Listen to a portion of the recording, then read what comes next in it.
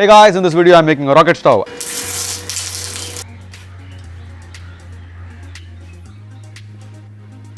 And this is made of 2mm sheet metal. It's got refractory castable support all around it, which makes it kind of efficient. But I think combination of sand and clay would have been much better. We'll talk about that as we move along. I'm Josh and welcome to my channel Video Epo. I make a lot of things on my channel and I'm sure there'll be something in your liking. Have a look and we'll dive into the making of this really useful household rocket stove.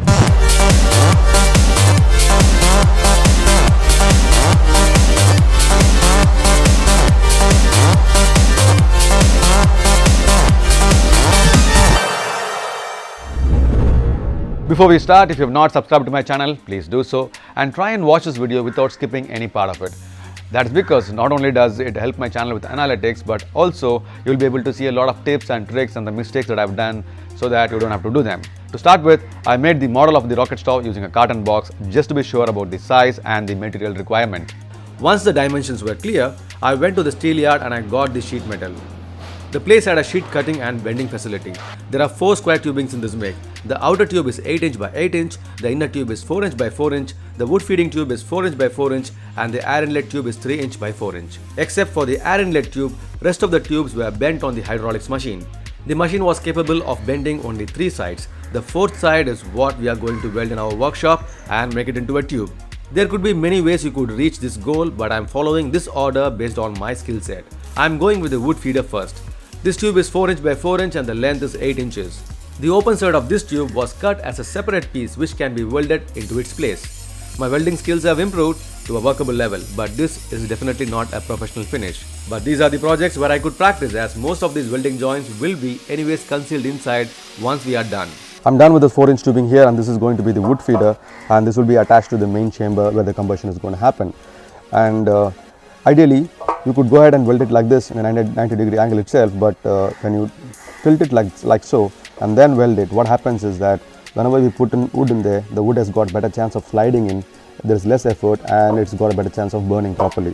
So in order to do that, I'm going to mark and cut and remove a little bit of a portion from this tube, and to keep the aesthetics also remove from the top as well. So the way I'm going to do it is simply place it like that, just eyeball it and make a mark. That's probably the cut I want to make, and I think it should give me the angle that I want. This is a 2mm sheet metal and can be cut even using a jigsaw.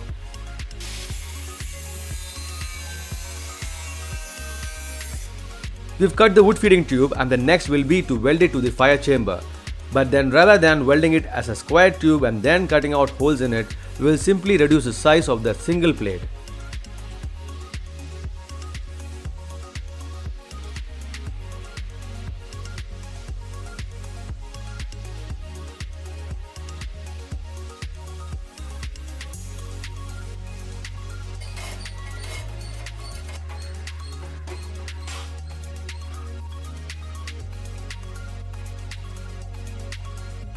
I am making sure that these plates are inserted into their place and they are held with the force of the tube holding them in place.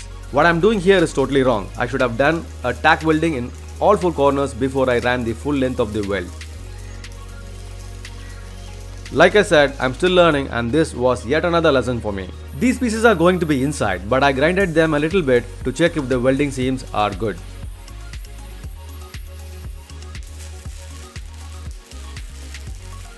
This joint is a tiny bit skewed. That's going to be a problem when we add the front plate. Anyways, I will tackle it when I get there. Now let's make the air vent. I wasn't really sure of the size when I got these pieces pre-cut. To bend this one, I could use my homemade sheet metal bricks. This also goes out to show that we could bend the sheet into tubes at home with the sheet metal brick. Just that the one I have was designed for smaller jobs. You can see that one of the legs is a little bit longer when I bend it. I chose to cut it out after I weld the piece in its place. So far so good. There is 1 inch gap between the wood inlet and the air inlet. Let's go ahead and cover it up with a 1 inch small metal sheet. The main tube is 4 inch by 4 inch, so we need a metal mesh that's a hair thinner than this size, which can be slid down and placed between the air vent and the wood feeding inlet. This piece was cut from the leftover portion of the metal sheet. This mesh will rest on the bolts that will be welded inside the tube. So I marked the place for the bolt holes and also marked a grid on the 4" by 4" metal piece. I made holes on this sheet and I cut it out like a mesh. Any strong metal mesh would work, I don't have any, and since I can make one, I'm doing it anyways. Then the holes on the body of the rocket stove were drilled to accommodate the bolts. Just a quick check if it sits comfortably, and it does. The bolts could be tightened using a nut, but I simply welded it. I'm not planning to take apart this setup, so everything here is permanent. I just realized that the mesh can also be placed by inserting it via wood feeding inlet as well. It's actually easier this way. This whole thing will now be welded to a base, and in this case it's going to be an 8" by 8" square metal sheet. After checking the placement, the 8" by 8" square tube was slid to check the placement. Once satisfied, the base was welded. My original plan was to seat the gas stove stand on top of the square tube, but since we are not using a chimney, it might generate a lot of smoke. So I made improvised angles using metal sheet and bending them over on sheet metal brake. It was a bit longer than what I wanted, so I cut it short. This might not be a good idea, but I'm using super glue to secure them in place, then tack weld it. Please don't do it, it smells really bad once it gets burnt. All of the 4 pieces were welded and the stand can be placed on top of them. This stand needs to be welded too, but I'm keeping that for the last. But right now, we have a functional rocket stove. Before proceeding, I was tempted to try it, which I did.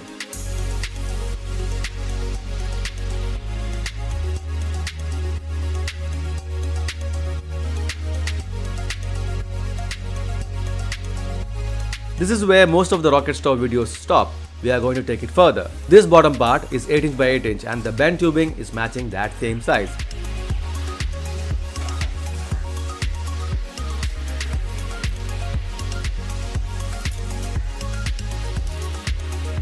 Welding that in place is not so tricky, but the front plate is something I need to be worried about. And also I had made a mistake while welding it there earlier and it's a little bit tilty. To tackle this situation, a cardboard piece was pasted on the front and this worked as a template to cut out the right size. The square holes for the wood feeder tube and the air vent was made.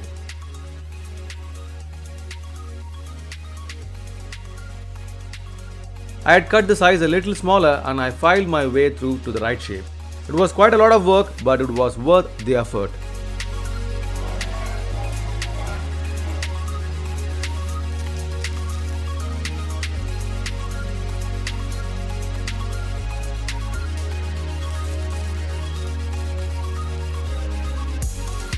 This rocket stove is going to be a lot heavier than I think, and it's best to add a handle while we are at it.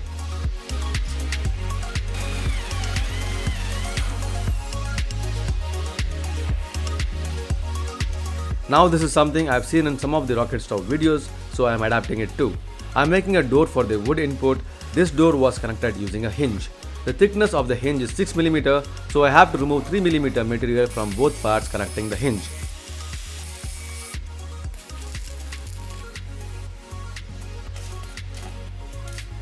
Likewise, another door was made for the air inlet tube, but this was meant to control the flow of air.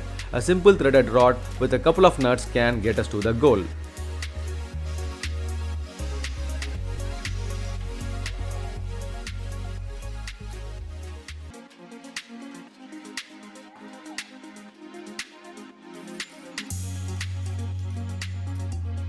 It's a simple mechanism, you can watch it here.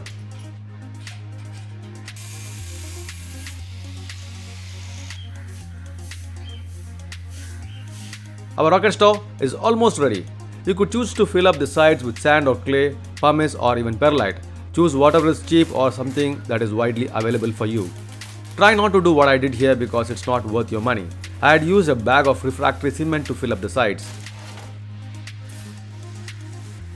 This is a bag of pre-mixed constituents and all we have to do is add some water to the right consistency.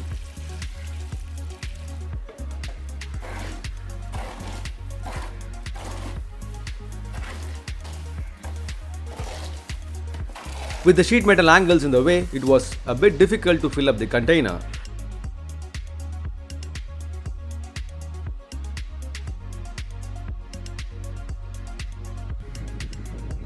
After letting this sit for almost 20 hours, the gas stove stand was welded on top of the angle the following day.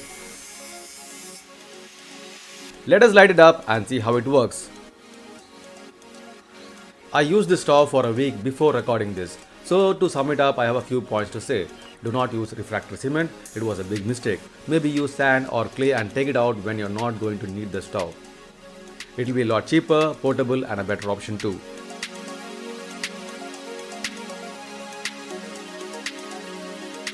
Let me know what you think of this video. I'm sure there will be a lot of suggestions and there will be a lot of questions too. So please leave all of them in the comment section below.